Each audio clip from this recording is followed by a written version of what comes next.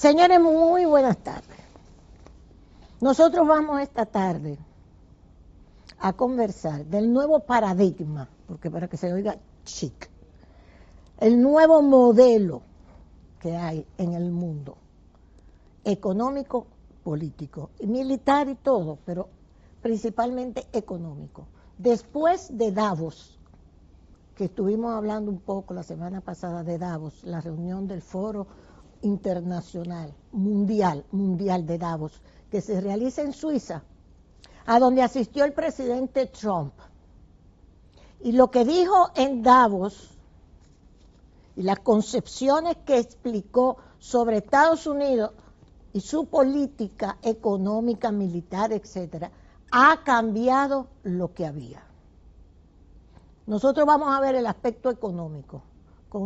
Aquí está el profesor Richard Medina, economista, y nos vamos a ir hacia Davos por el lado de la economía que Trump marcó. Porque es Estados Unidos. Trump no es Trump, es Estados Unidos. Bien. Pero primero permítanme, Richard, muy buenas tardes, gracias por estar aquí. Gracias a usted. Tú sabes que estos temas a mí me apasionan. Yo lo sé. Estos temas que tienen que ver con lo internacional. Pero quiero darle un saludo tanto al presidente Luis Abinader como, ahí está también Ito Bisonó, en la frontera con el señor José Antonio Kast, que es el presidente electo de Chile. Es muy amigo de Ito, dicho sea de paso también, yo lo sabía, y él nos visitó con una invitación que se le hizo.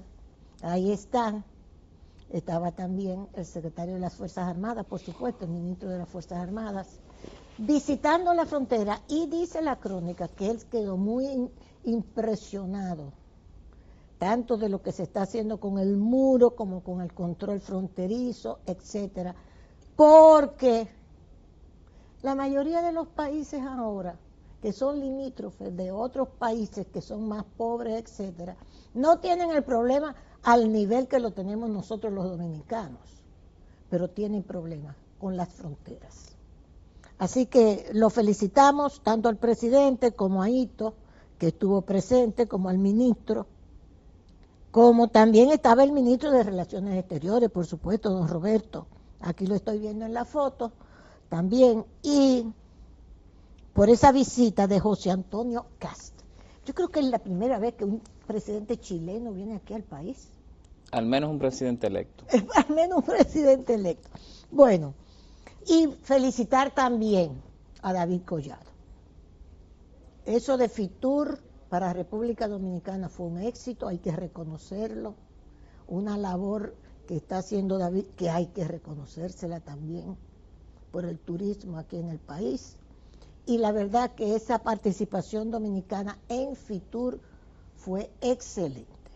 Excelente y con muchos beneficios para el país. Y a don Fran Rainieri, que siempre tiene las pilas puestas, pues lo felicitamos también, porque es uno de los grandes promotores del turismo en la República Dominicana. Y cuidado si es el más. Don Fran, un abrazo, muy bien. Y a David, muy bien. Y al país en sentido general, muy bien. Ok, comenzamos, Richard.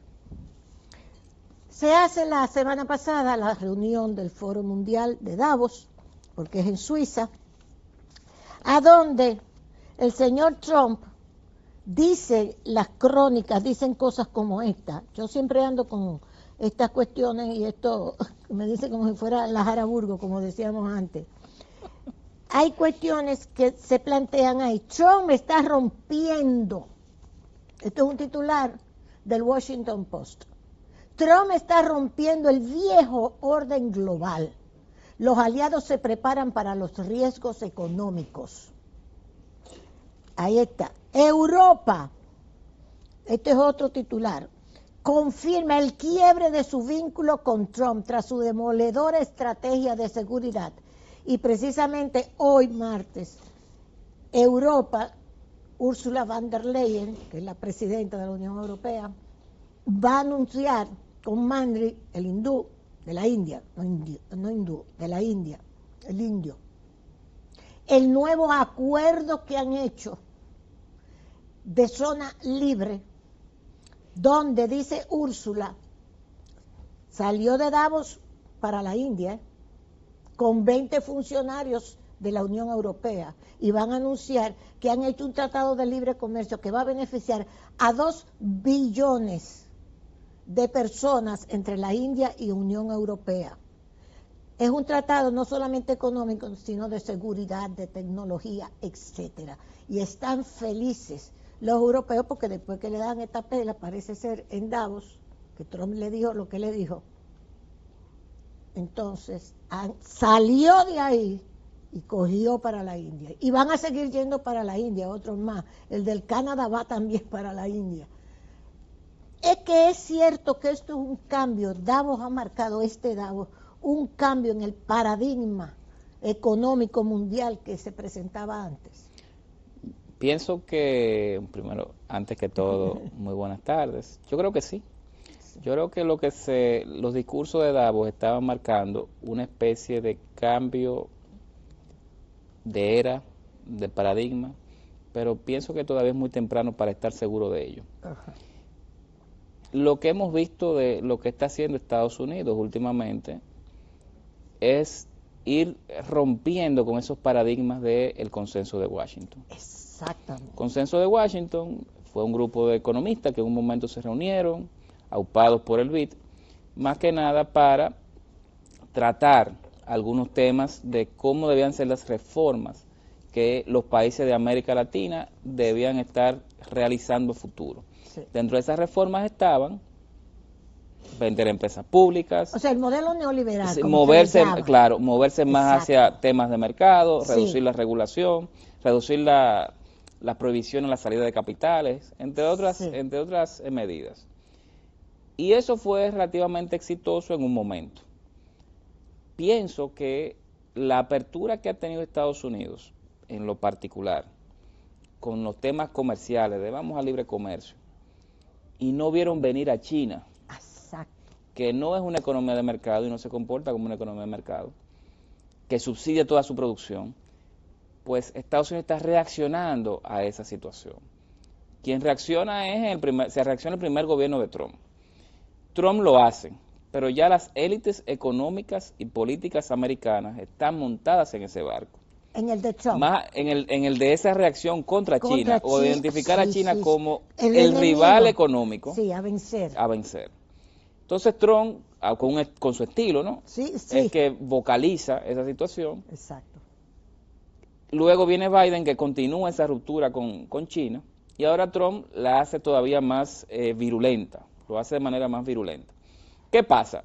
Que cuando se da esa ruptura con China, está cambiando el orden de comercio mundial. Sí. Ese orden donde países como China producían muchos bienes y los exportaban a Estados Unidos consumía muchos bienes, y lo que hacía era que le vendía servicios y también le proveía de activos como los bonos del tesoro para que se invirtiera el dinero. Eso se está rompiendo.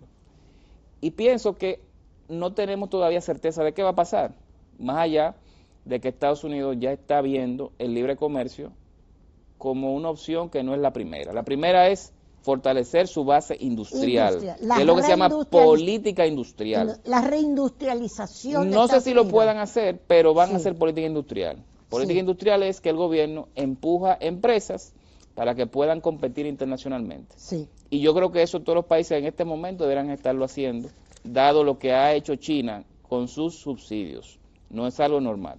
Entonces yo creo que este momento es muy parecido a cuando Nixon salió del patrón oro en el 71. Ok, cuéntame de eso. Que Nixon, bueno, en ese momento había muchos países que tenían su moneda fija en términos de dólares, y Estados Unidos tenía su moneda fija en términos de oro. Nixon dice, no podemos seguir con el patrón oro, por lo tanto rompió el patrón oro y ya el dólar podía fluctuar respecto al precio del oro, lo que hizo que todas las monedas, todos los países salieran también de tener el tipo de cambio fijo respecto a Estados Unidos. Eso generó muchos malestares, crisis, inflación, apreciación o depreciación de monedas, dependiendo de cuál era el caso de cada país, pero fue un cambio de paradigma hasta ese momento. Entonces, yo creo que lo que estamos viendo ahora es parecido, no exactamente igual, pero es parecido a los cambios estructurales de la economía que podemos ver en la actualidad versus lo que vimos en los 70 con la caída del patrón Moro. Entonces, Richard, está entonces el planteamiento siguiente. Hasta ahora, y nosotros conversamos en Sol, que me alegro que hayas visto la entrevista con el expresidente Morales de Guatemala, Jimmy Morales, que está aquí, y invitado por este muchacho, por Morrison. ¿No fue País Posible que lo invitó? País Posible, es el partido que estaba buscándose, Morrison, de País Posible. Entonces, para hacer una serie de charlas. Entonces, yo le hice la pregunta de Davos también, y fue muy preciso. Y habló también de que ese modelo, después de Davos, lo que estamos planteando, Trump fue a eso, a Davos, a decir, mi modelo económico, social, mi modelo militar es el que yo planteé en lo que se llama, y eso es interesante, el documento que se llama La Nueva Estrategia de Seguridad Nacional de Trump, que salió en diciembre. Esto es un documento, las estrategias son obligatorias, que la tienen que presentar los gobiernos. No es que Trump le dio la gana, sino que él presentó este documento. Yo he hablado de esto aquí. La Nueva Estrategia de Seguridad Nacional de Estados Unidos. ¿Ok? ¿Qué plantea la nueva estrategia de seguridad de los Estados Unidos? En primer lugar, la reindustrialización. O sea, todas esas industrias que se fueron para China, ¿verdad? ¿Qué es lo que tú estás planteando? No, vengan para acá. Industriales, vengan para acá. Europa, traigan dinero y traigan las industrias para acá, para Estados Unidos. Es que eso implica que el modelo, que fue el del consenso de Washington, el modelo neoliberal, fracasó. Yo creo que los modelos económicos que marcan eras eventualmente van cambiando porque los seres humanos cambian, sí. Cambian los patrones de comercio. Entonces, quizás se agotó, quizás le queda más tiempo. Pero generó más riquezas, sí, a partir de la... Porque ahora los más ricos se hicieron más ricos, pero los más pobres de clase media para abajo empobrecieron con el modelo. Ha aumentado el nivel de ingreso del mundo entero los últimos 40 años, 50 años. Eso yo creo que es uno de los grandes logros del modelo.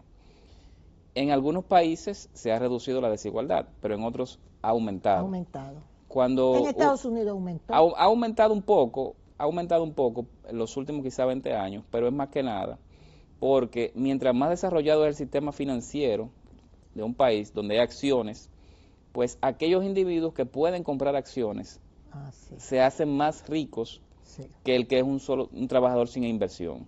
Entonces, esa disparidad se ve en los países desarrollados. Y es lógico. Eso no quiere decir que estén mal, no. Está todo el mundo mejor.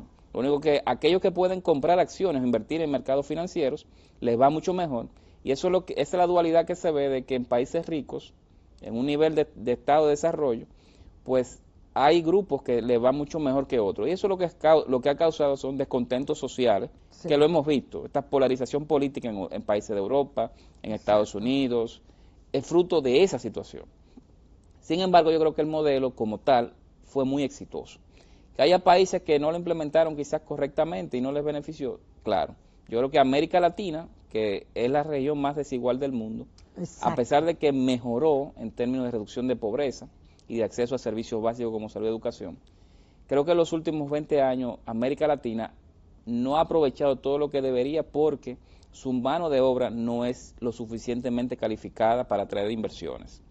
Fíjense que aquellos países con mejor nivel de mano de obra, con mejor nivel educativo, como Costa Rica, como Argentina, y en el caso específico del norte de México, que es donde están las industrias mexicanas, pues sí han podido aprovechar esta ola de inversión y de flujo de capitales que vienen de países ricos, que están en el norte, hacia países del sur.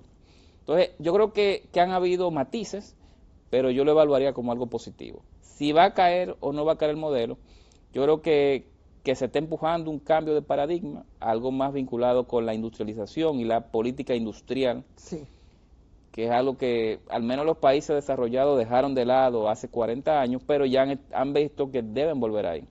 Y yo creo que nos conviene como República Dominicana si eso sucede. Ajá.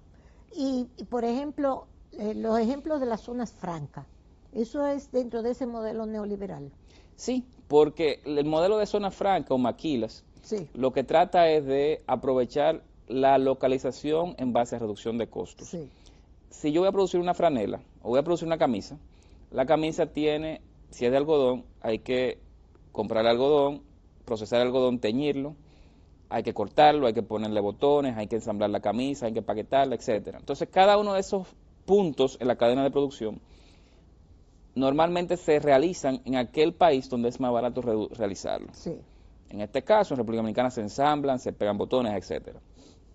Por lo tanto, eso permitió que se abaratara el costo de los bienes producidos industrialmente y permitió que en el caso particular de países como República Dominicana, Centroamérica, Bangladesh, en un momento Filipinas, en un momento China, pues los salarios subieran, porque a pesar de que eran salarios menores que lo que se pagaban en Estados Unidos y Europa, pero eran salarios mayores a lo que ya se pagaban en República Dominicana. Entonces yo creo que fue positivo. Ahora, de ahí a cómo nosotros deberíamos o debimos habernos subido en el tipo de bienes que producimos para exportar, es lo que yo creo que le ha faltado a República Dominicana y también a América Latina. O sea, nos quedamos estacionados en mercancías. En manufacturas ligeras, ropa, algunos artículos de plástico, pero no llegamos a producir electrodomésticos sencillos como las estufas, las licuadoras, no producimos aparatos electrónicos, que es donde realmente está el dinero, no producimos piezas de vehículos, que es donde está el dinero. Que México lo produce. México lo produce, Costa Rica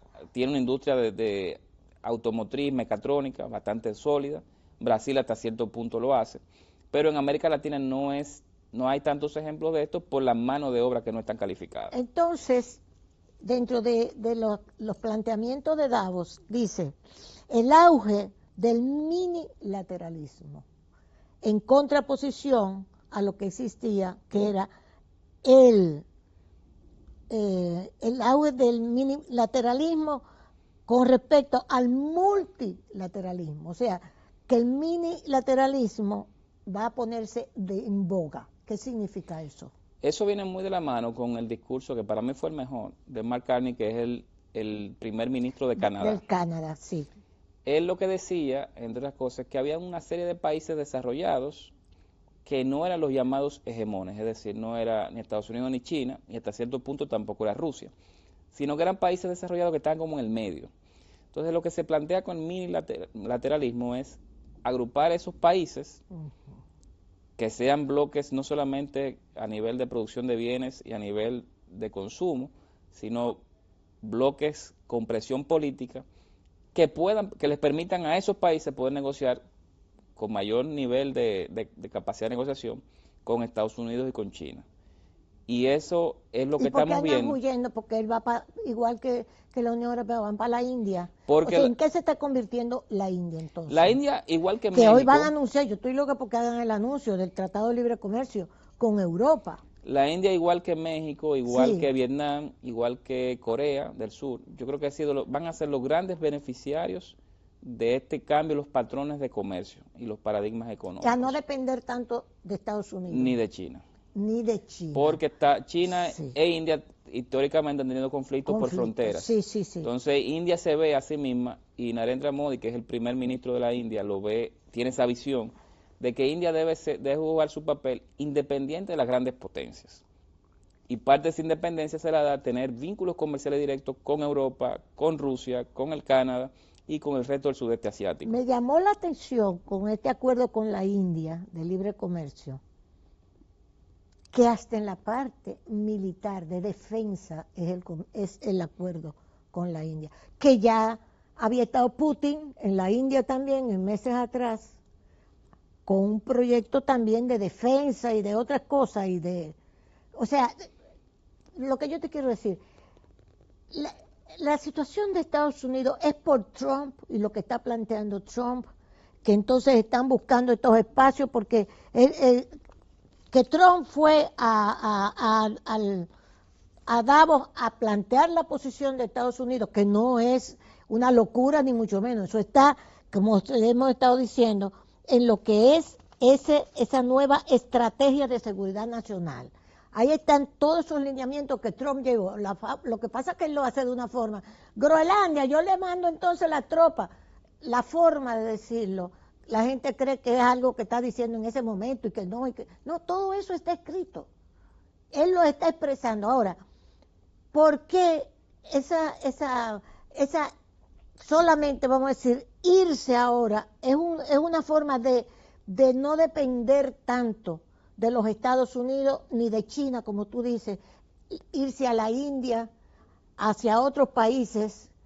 Brasil está tratando también de conformar, ahora viene un congreso en Panamá, que es como si fuera también un foro mundial, pero de Latinoamérica.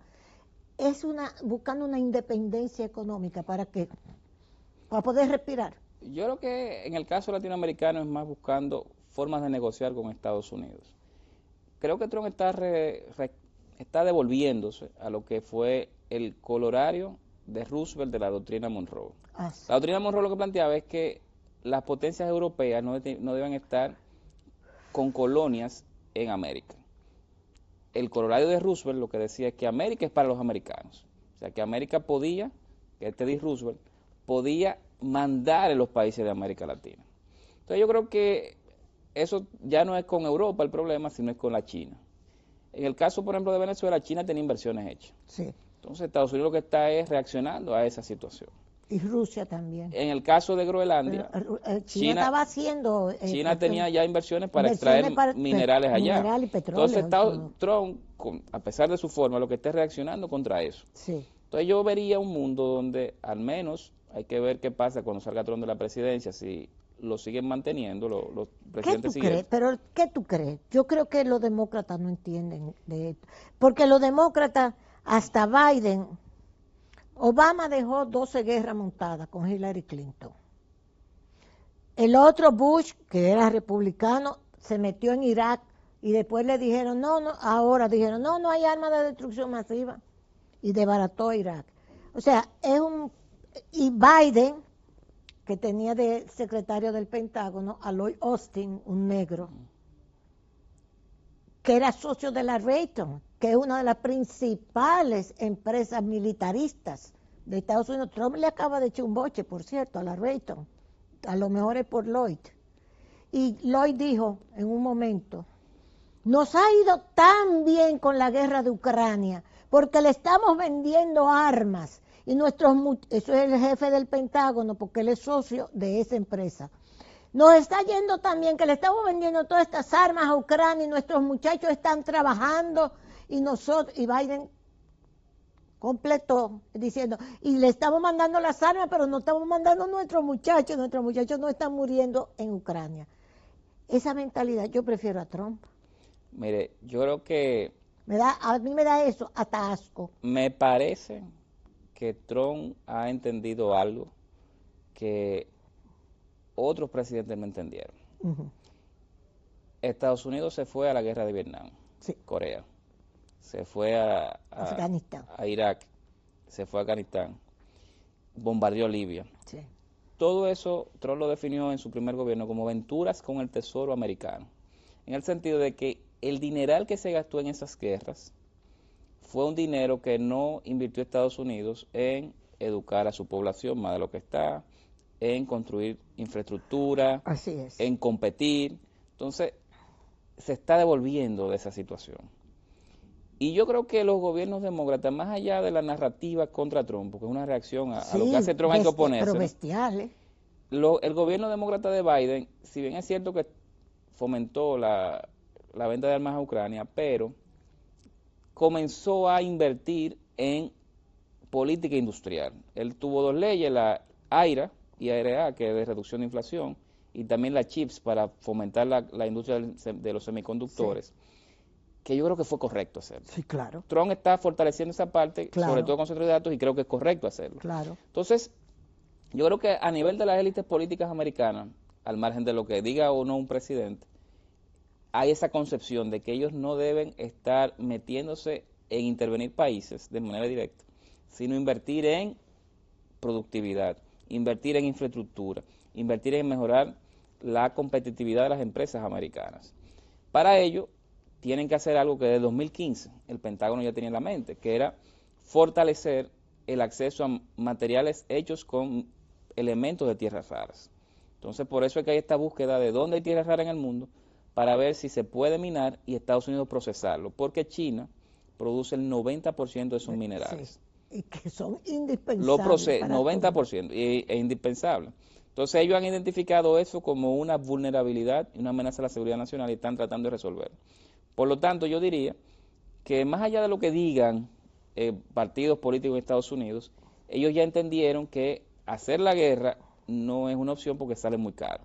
Tienen que invertir en mejorar la competitividad si quieren ganar y mantenerse como hegemones en este mundo que está cambiando.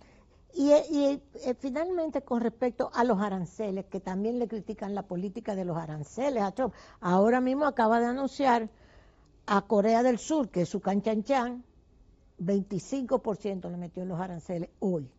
Entonces con Europa los tiene amenazados y le dijo de todo. Desde Davos le dijo de todo y desde antes, con los aranceles.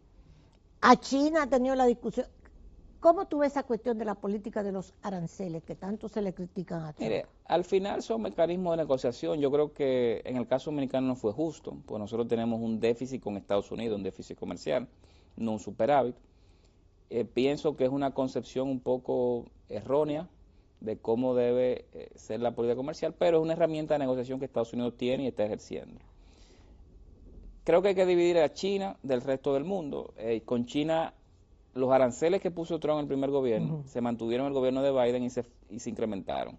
Entonces Trump ha seguido incrementándolo. Yo revisé anoche las cifras y están en 43% en promedio. Ya, subió al 43% en China. Con China. Los chinos le tienen 35% a los bienes americanos. Sí. O sea que están en una guerra comercial ya con el resto del mundo.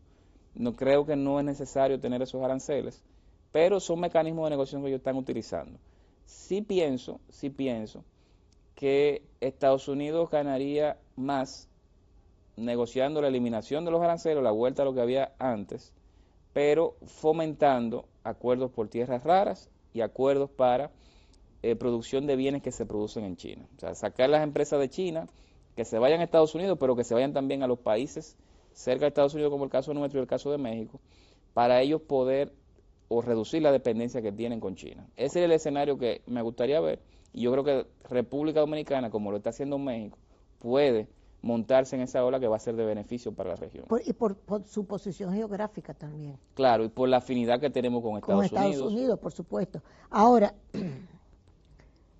nos queda la parte, dentro de todos estos cambios y estas nuevas disposiciones de los aranceles y todo esto, ¿por qué hay una reacción? Ya esto es una pregunta más política, una reacción tan bestial de toda la prensa norteamericana. El New York Times hoy le dice de todo, el Washington Post todos los días le dicen de todo a Trump, y bueno, y lo ponen a los niveles de que es un perfecto, yo no sé qué, pero alguien que no tiene idea de lo que dice, de que es esto, barbaridades, todo eso, tú coges CNN y es en contra, todo lo que hace Trump es motivo de toda esa prensa norteamericana que me da hasta miedo, Mire, yo creo que la prensa americana en algunos casos está muy politizada hasta cierto punto.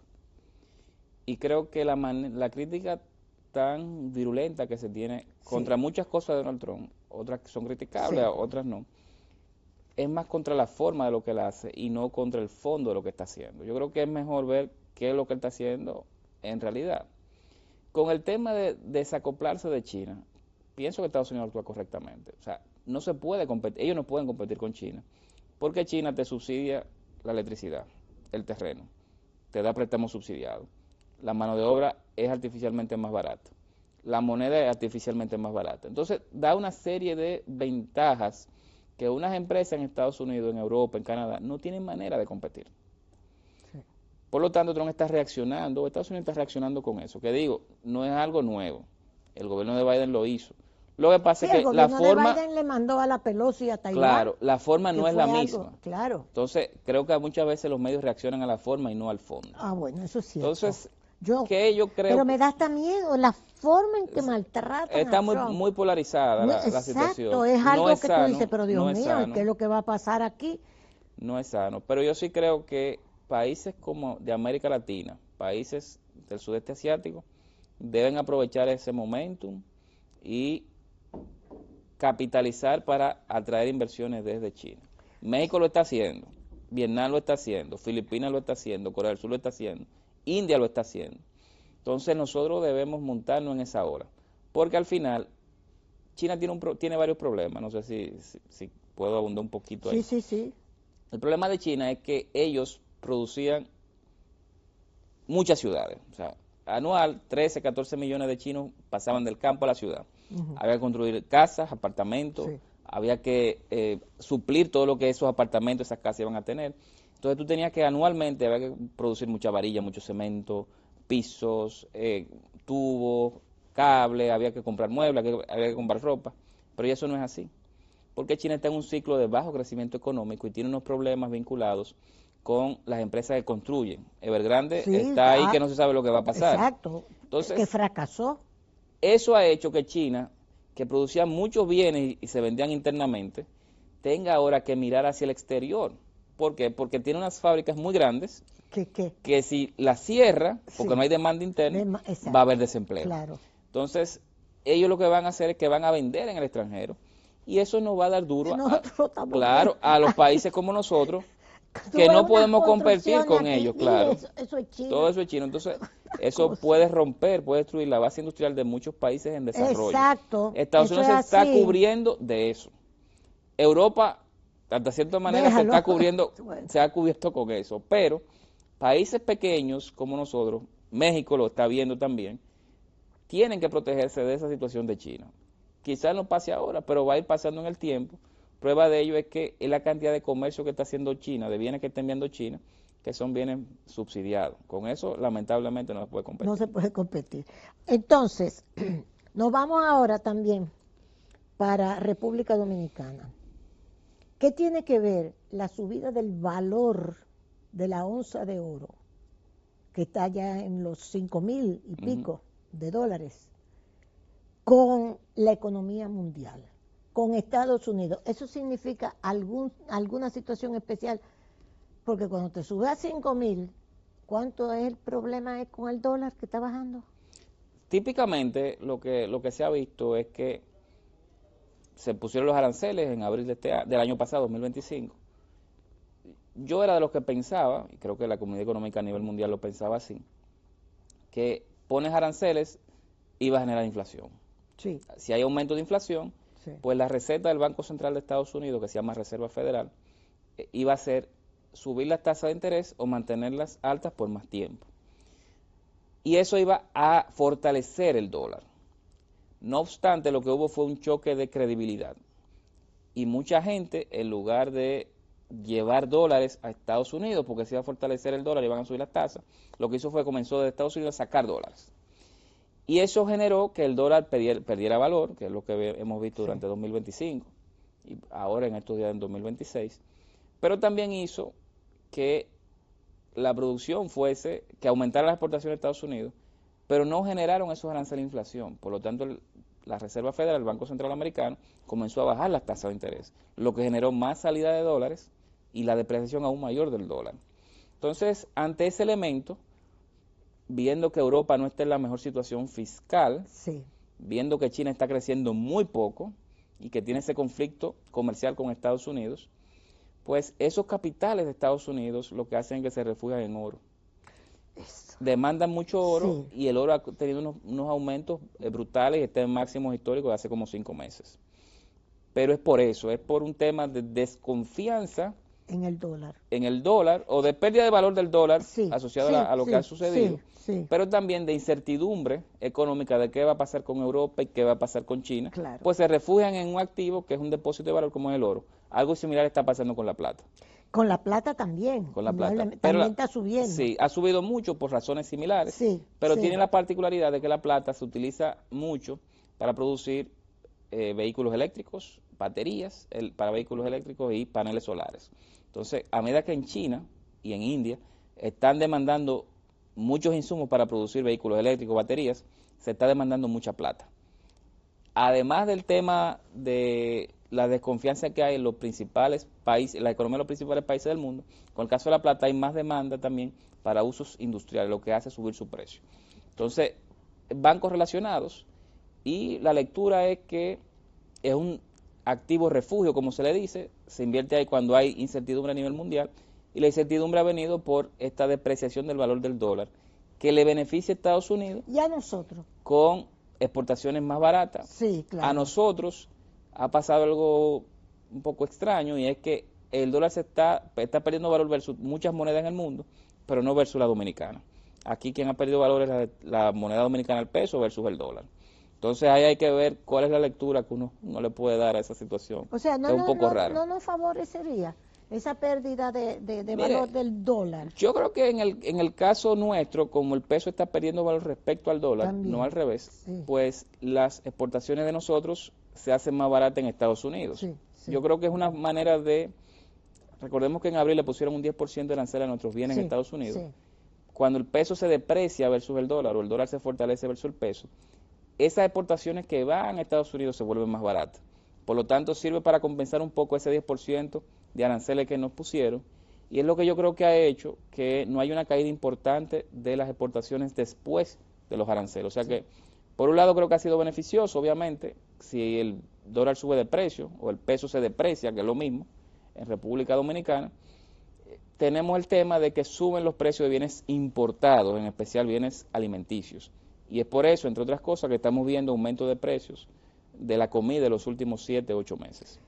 Trump, con todas estas políticas que ha hecho a nivel macro, sin embargo, en Estados Unidos ellos sienten que él no se ha dedicado a cumplir durante este año, y ahí vienen las elecciones de medio término, no se ha comprometido a hacer lo que él decía con respecto a la economía en el propio Estados Unidos. Y hoy anda huyendo, yo no sé para dónde, para explicar lo bien que está Estados Unidos y la economía. Y le dicen quién se siente bien.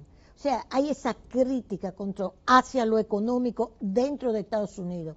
La inflación, la falta de empleo. Las tecnológicas que van a invertir, están invirtiendo los billones y trillones en inteligencia artificial. Hasta se habla de que pudiese venir un crack con esas inversiones enormes en inteligencia artificial. Dicen tranquilamente, sí, pero nosotros vamos a invertir más, dice hoy, pero nosotros no vamos a crear más empleo, al contrario, empleos. Entonces, es complicadísimo la economía ahora. Lo de Trump hacia afuera, pero hacia adentro. La inteligencia artificial, esas inversiones enormes, pero sin empleo. Mire, voy de atrás para adelante. Con el tema de la inteligencia artificial, sí, yo creo que la aplicación de los desarrollos que se están haciendo actualmente a cosas de la vida cotidiana todavía no ha llegado completamente. Por lo tanto, estamos en el ciclo donde se invierte mucho, muchas de esas empresas van a quebrar, así es, van a quedar otras que sí van a ser rentables y van a poder llevar soluciones a la vida de la gente. O sea que estamos en esa curva todavía. Okay. Viene un crack, como usted dice, quizá no sea muy pronunciado, pero es muy probable que sí vengan y quiebren algunas. Ahora, o algunos proyectos, no empresas, proyectos. Sí. Con el tema de la economía de Estados Unidos hay resultados mixtos. Mucha gente decía que la economía iba a entrar en recesión. Todo lo contrario, yo creo que va a crecer por encima de lo que habitualmente crece. Estados Unidos crece 1.8, 2%. Probablemente en 2025 creció 2.1, 2.2. La inflación ha sido menor, ha estado bajando, pero todavía queda por encima de lo que se aprecia como algo natural, ha estado como en 2.6%, y la inflación que uno ve que es la natural para Estados Unidos es como 2%, o sea que está un poquito alta todavía.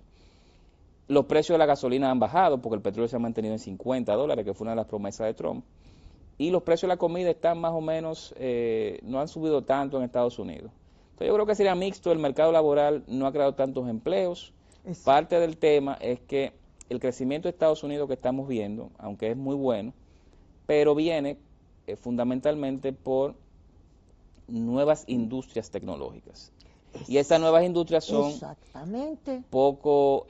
tienen pocos empleos por el tipo de industria que son.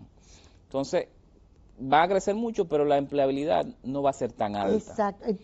Entonces, esa inversión que uno ni se la imagina, uno no tiene ni idea de lo que significa esas inversiones en inteligencia artificial. El mismo Trump dijo, el que domine la inteligencia artificial va a dominar el mundo y vamos a meterle a la tecnología y a la inteligencia artificial todos los cuartos también. ¿Qué el resultado?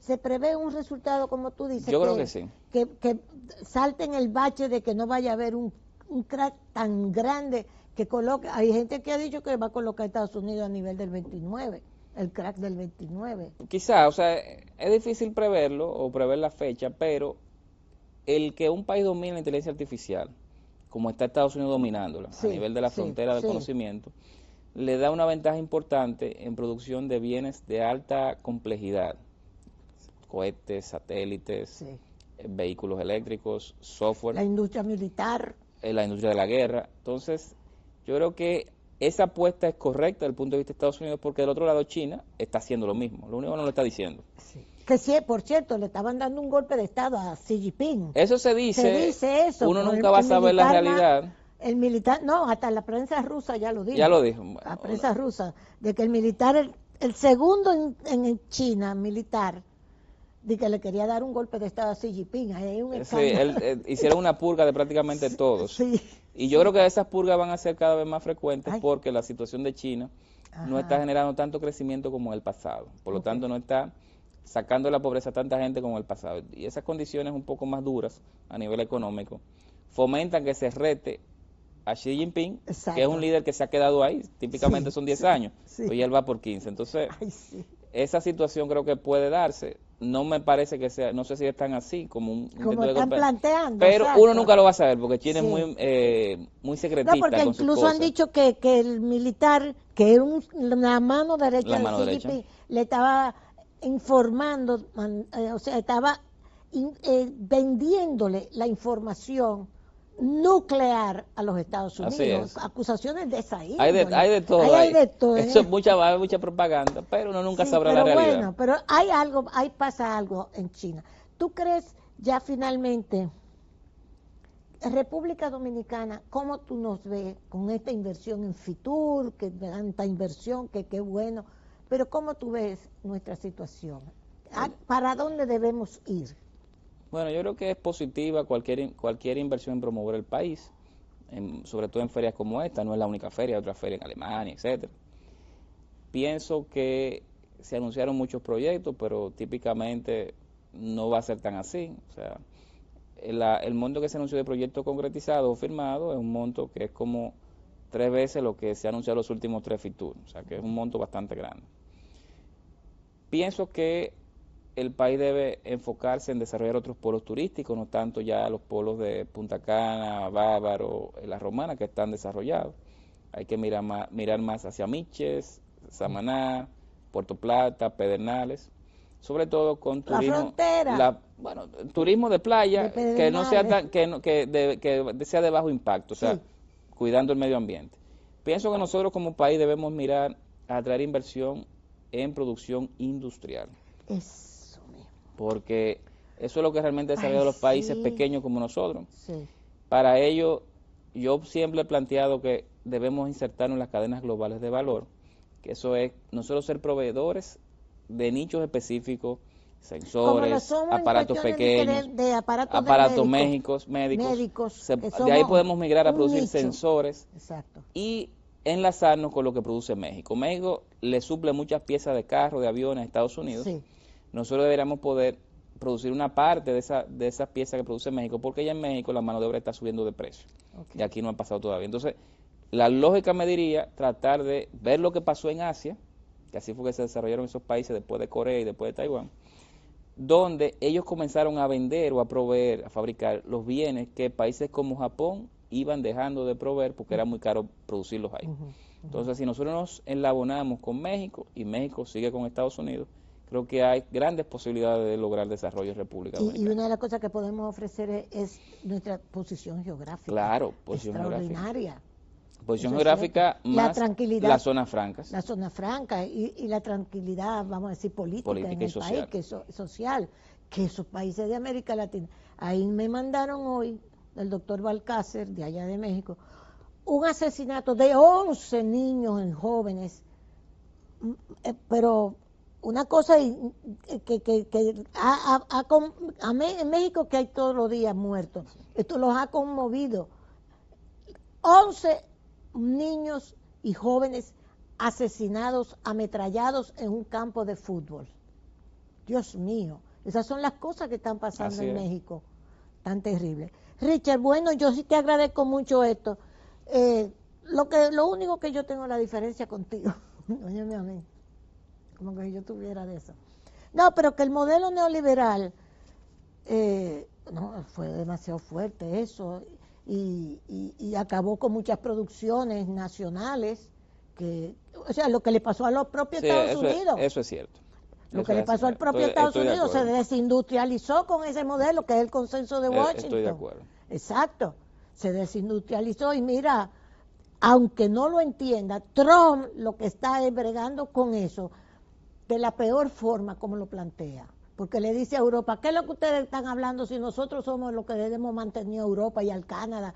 Y no nos interesa el Tratado de Libre Comercio con México. Dice todas estas cosas así, tan crudamente, que no le correspondería. Pero en el fondo hay una cuestión muy real.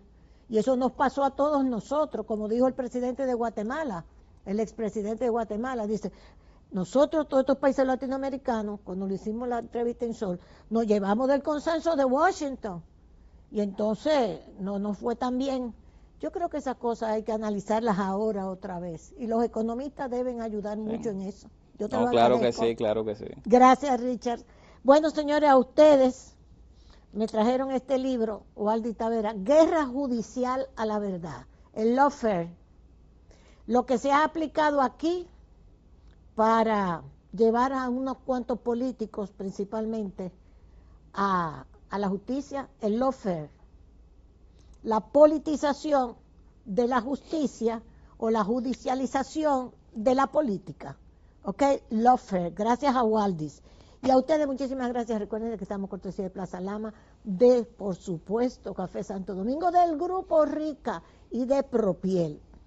Para su piel, Propiel, jabones y también cremas en farmacias y supermercados. Nos vemos mañana si Dios quiere.